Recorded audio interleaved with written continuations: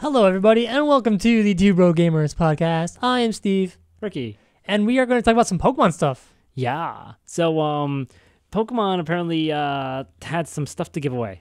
Well, apparently the Omega Ruby and Alpha Sapphire is an Eon ticket, which I don't have the game, so I don't know exactly what that is. The Eon ticket, it makes it so if you have, which one do I have? Ruby. I have Ruby, so it means I get Latios in game. And if you have Sapphire, you get Latias in game. Okay. Eon ticket makes it so you can get the other one. Oh, okay. Gotcha. So yeah. So there's not going to be the third one like there normally was, like a third side Pokemon game. Like people always anticipated to be X, Y, and then to be a Z. Well, like there might be. Kind of like there's like a red, blue, and green. No, well, like I said, there might be. It just that would be the Rayquaza one. Oh, okay. Because, Groudon, Kyogre, and Rayquaza are the big three of the series. Whereas Latios and Latias are like the minors. And you have like the Reggies and stuff, the Deoxys and whatnot. They're all side legendaries. Yeah. But so there still might be an Emerald something that has Rayquaza on it. Yeah, that's about it. But no, the Eon ticket makes it so that if you have Ruby, which you normally get Latios in the playthrough, you get Latias as a side mission. Gotcha. And Sapphire, if you get Latias in the playthrough, you can get Latios in the side mission. Now, something else about Pokemon you're telling me about too. Right, and the Johto starters, which Meganium, Typhlosion, and Feraligatr, are now available in Pokemon Bank with their hidden abilities.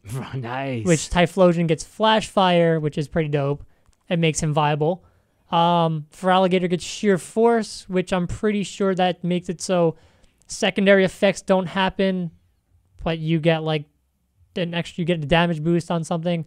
So like a move that Feraligatr would get, like Ice Fang, you would never get the freeze, but you'll get a damage boost on the Ice Fang instead. And Meganiums, I don't remember what the ability is. Meganium's useless. It doesn't matter. Yeah. There's actually, funny enough about Pokemon, before we actually talk about our own stories about it, there's actually a free Pokemon app that's available only in Japan, which is kind of unfortunate, but it's kind of like, we need those apps here, man. Yeah. I mean, Nintendo's not really that afraid. I mean, they are afraid, but it's not really that Nintendo is really controlling this app, because it's really Game Freak that owns Pokemon. So Game Freak is their own company. Yeah. So that's why they have an app out there, but I'm just hoping it kind of comes over here. What it features? It features stuff. Yeah. We'll figure it out one day. Yeah, I mean, yeah, no, but I could actually tell you the details. But it's free for Android devices and iOS. It just lets you download themed wallpaper, paper, and icons to just kind of stylize your phone. That's really it. That's pretty cool, though. Yeah, I mean, better than nothing. Yeah. And it's free. It's free, exactly. That's the big thing. Free 99, my favorite price. Now, there was a new Pokken trailer that comes out. We'll link it to the video. I mean, maybe not link it, but maybe we'll show it. Who knows? I mean, we'll probably link it. Probably safer that way. Yeah. But it's actually due to come out this summer, which was the big news for me. It's like, oh, okay, finally we get the Pokken release date. Well, it's gonna come out in Japan first. Yes, it is. And so we're still not gonna see it for a while. Well, and also for a fact too that it's only console. That console hasn't have a release date. People are already assuming that the console is gonna have a release date, but nobody really knows about that for sure. But I feel like it's probably gonna happen. I mean, it probably is gonna happen. But besides that, I actually wanted to talk about what someone in our Pokemon had discovered, which is the QR code, a kind of hack, I guess you could say. It's completely a hack. Okay. It's not kind of. It's completely a hack. Well, basically, we'll also post instructions because why not? I mean, I finally got to try it, but you basically have you basically go to your game. You go to the PC, whatever in the Pokemon Center. You start with your PC. You actually have to clear a slot, the first slot in the first box. You have to leave it blank. If not, then whatever Pokemon you're trying to put in there is going to be taken over by whatever was there. So what you do is you first have to clear your browser too, your browser history. On your 3DS. Yeah, which you could even do afterwards. So you go to the browser, you clear it, whatever. Now you have to make sure you hit the L and the R. The L and the R. At the home screen, that brings up the camera. And then you have to press the button for the QR code. So once you press that and say you want your code, let's say Mew, because that was really a popular one for me, and I think a lot of people did too, you have your 3DS in front of a screen or whatever it is, and you scan the QR code, and then like the browser said, like the game, the 3DS says, it goes to this link. You want to go there? Yeah. And then next thing you know, there's some sort of error that happens in the browser, and then if you press home and you go back to your Pokemon game, you have Mew. And you could get Hoopa that way. You can get other Pokemon that way. You get a lot of things. I got a lot of things that way. Yes. And if you're not a big fan of having hacked Pokemon in your game, don't do this because these Pokemon are not legitimate. They may come across as legitimate because the game recognizes them, and they even have their little blue pentagon next to their name. Yeah. But they are not legitimate by any means whatsoever. Mm-hmm. So if you're not a big fan of having hacked Pokemon in your game, don't try this. But if you just want things for your Pokedex or you just want them to have them, there you go. I want it. I want it for my Pokedex. I'm still about collecting it all. Them all. I'm still about the old school. I'm not really the competitive type. And even if I did, I was just like, I don't know if I could. And I've actually watched competitive play, and it's boring. I couldn't do it. It's more fun to play it. Even still, I feel like, I don't know. I feel like I wouldn't even win. I just couldn't do it. I don't know. And it takes a long, long, long, long time. It does. I remember somebody I knew he played someone online that had a Snorlax, and basically the fight lasted a half hour just on one Pokemon fighting another Pokemon, just because I don't know what the hell was. I don't even remember what the hell was going on, but it was just, probably a curse Snorlax. Mm-hmm. And Snorlax uses a curse, a defense, and all its defense is raised and its attack raises, but its speed lowers. Yeah. But at a certain point, when you get to +6 on your curse, you're unkillable. You hit like a truck. So you might be slow, whatever. You hurt. Mm. So you have to find a way to switch it out, or you just get dominated by it. It's a tactic that's used. So lame. I don't know. It's not lame. It's a tactic. Man. I know.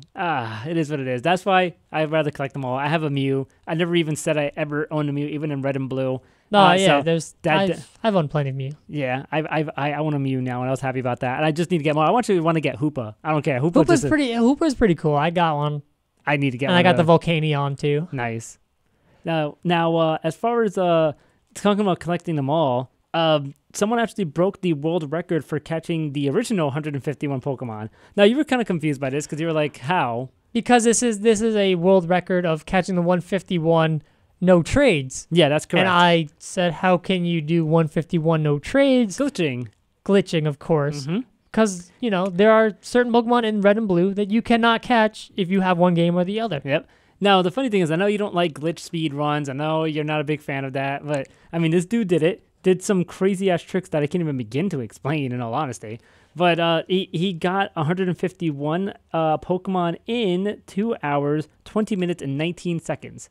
Good for him. He did it cheating. But it's a section. I mean, there's other ways of getting the 151, by trading and stuff. But this was a glitch and speed. That's really what it is. That's why it's a glitch speed run. And I think that's interesting. We'll link to that too. I think it was pretty cool. Sure. Now, as far as one last Pokemon game I want to talk about, Pokemon Shuffle. I remember it being announced. I kind of skipped on it. You actually jumped on it. I'm having fun with it. It's basically Candy Crush with Pokemon instead. Yeah, it's so weird. It's actually really it's fun, sort of. It's cool. I played a level or two. The first 89 levels are really easy, and then you get to the Mega Mawile stage, and you want to throw your 3DS across the room. Which you have. Which I did, because that level was incredibly frustrating. And then you hated that game, and then I hated the game. I was like, dude, don't break your 3DS. That's the only one you got. And also, math and probability is stupid in this game because I have literally failed to catch a Pokemon with a 95% catch rate, and I've caught something with a 7%. So I do not understand how mathematics and probability works, but apparently Pokemon Shuffle does. Oh man, but I mean, I've played a level or two and just let's see if I can get to those levels. I don't know. It seems like it doesn't seem like my type of game. I don't know. I'm more of a Tetris type of puzzle game type of guy. It kind of reminds me more so of Tetris Attack in a way, but also mostly Bejeweled too, or something like that. But I haven't played Candy Crush, so I couldn't tell you about Candy Crush. No, it's like Bejeweled. Oh, okay, all right. So I mean, I can tell you, but we'll see what happens. we'll see. I'll play it. I'll let you know if I get to level 90. I'm just gonna be like, no, I quit. I'll just be like, no, I can't do it anymore. The Mega Mawile stage, I'll just say you need Lucario, which he's in the bonus level stages, which is also hard. That's great. That's always good to know. As far as because you know what, we're gonna go on a Nintendo section right now. Just one more main game, I believe, and then just a bunch of other stuff about Nintendo. Zelda. The Zelda game. Hyrule Warriors has a new DLC. Now, the new DLC is killer to me because it was cool at first because I found out that Ganon's going to be in the game. Now you're thinking, wait, wasn't Ganon already in the game? But no, but I'm talking about Ganondorf. Yeah, I was talking about Ganon, the actual the hog, the pig man. Yeah, he's in the game now. Jeez. DLC, and the Boss Rush and Boss Rush. There you go. That's how you say the words. Boss Rush as well. It's going to be in the game, and apparently the best thing I think ever is the fact that there's going to be a DLC Kuko. Yes, there's actually a giant Kuko that you can play as in the game, and it's amazing. I saw a video of it. Oh, God. It is the funniest thing in the world. I would get the game solely for that purpose. I don't even have the game yet, but it's solely for that purpose. I would do it. That sounds ridiculous. Oh man, I need that in my life. I need that in my life. Good for you. Then have it in your life. I need that. As far as Zelda Wii U, Aonuma has talked about how he wants to make the game to where the hardware is like pushed to its limit, which is kind of like, damn. I mean, I hope you can, dude. I really hope you can. I mean, they look to be doing a pretty good job so far. When they showed that that preview a little while ago, looked pretty good. Yeah, the quote, a huge seamlessly unfolding world is something that can't be achieved if the hardware isn't advanced enough. Ever since we made the first generation of Zelda games, though, we've had a large a world that can be realized with the hardware. So you can say it's inevitable that what we've done now done the same with the new title with the Wii U. Yeah. So yeah, I mean, it's got to be pushed for at least a couple of that, like probably pushed to the Xenoblade limit. I mean, come on, 23 gigs. Holy crap, that's about the disc. Yeah. So maybe they're going to push it to that size, maybe more, who knows. But as long as the game's good, that's all I care about. I don't care about if you make the world huge. I don't care. Just give me a good game. I know I said it about Smash, but this is the game that needs to save the Wii U. That's the final game. If Zelda can't save it, then no one can. And even during the investors meeting, Satoru Iwata talked about that too, where he said that he still believes that there's going to be one game that still, sells it all for the Wii U. I feel like, and the last one is the Zelda game. Because I'm not a big fan. I don't think Star Fox will be able to save it. Because Smash was supposed to save it. What happened? And then Mario Kart is selling a lot more, but that didn't save it either. Wind Waker HD, it didn't really save it either, even though it increased sales. But, I mean, it's got to be another Zelda game. And if that's not, then what else do you have left? What else is there? Star Fox would be the very, very last hope. And I don't think it has. I don't think Star Fox has ever saved anything. Yeah, no. I mean, it did sell the Rumble Pack. Yeah. Well, this isn't about a Rumble Pack. Yeah, it's not about the Rumble Pack anymore.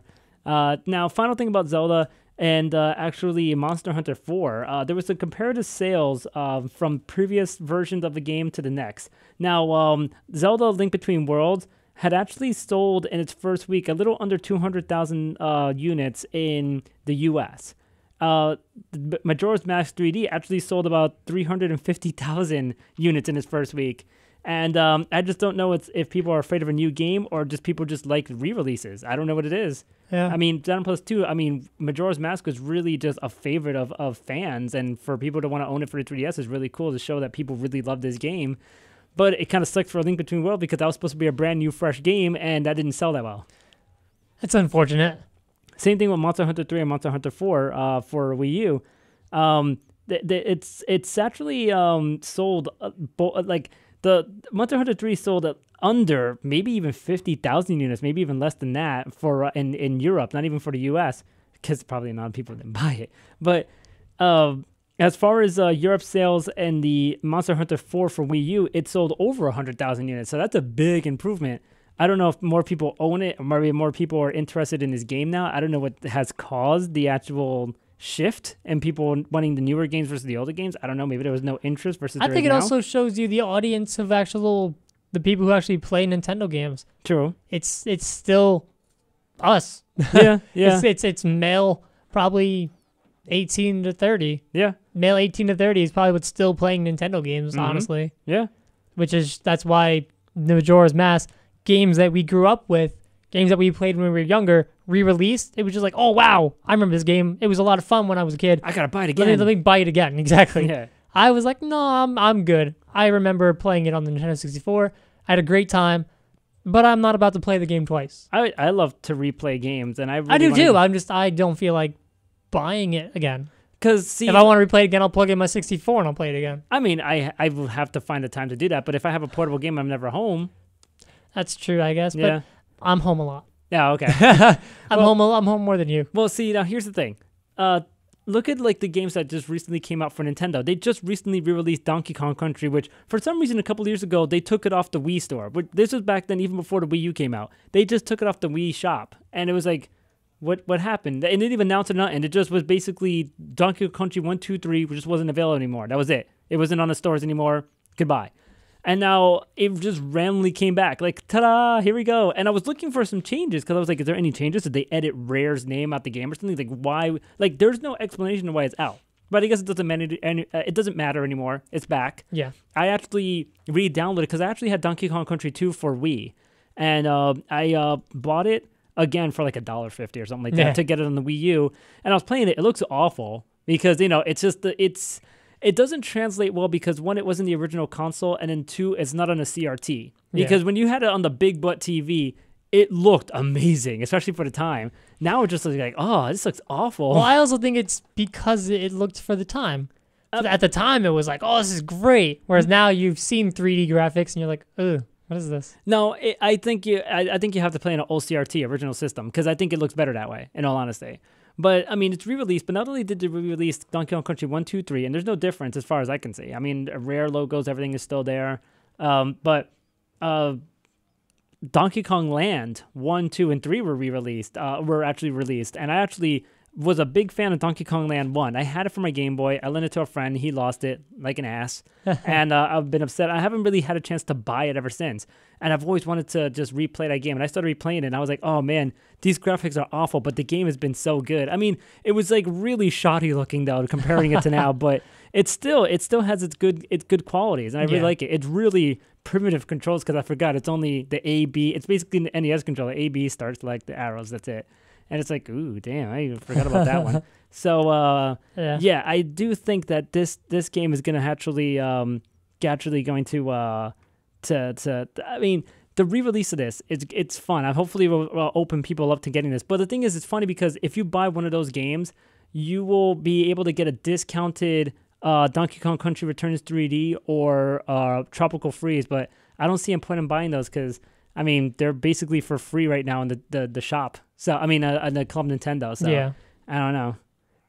Speaking of Donkey Kong Country, the first season of the TV series is coming out on DVD. Do you remember that TV series? I do. I loved that show. I used to wake up every Saturday morning just to watch it. I thought it was, decent. It wasn't the worst, but it wasn't the greatest either. I was also really young. Yeah, no, it was different back then. I mean, Reboot was awesome, and I still think it'd be awesome still, even though they're rebooting Reboot.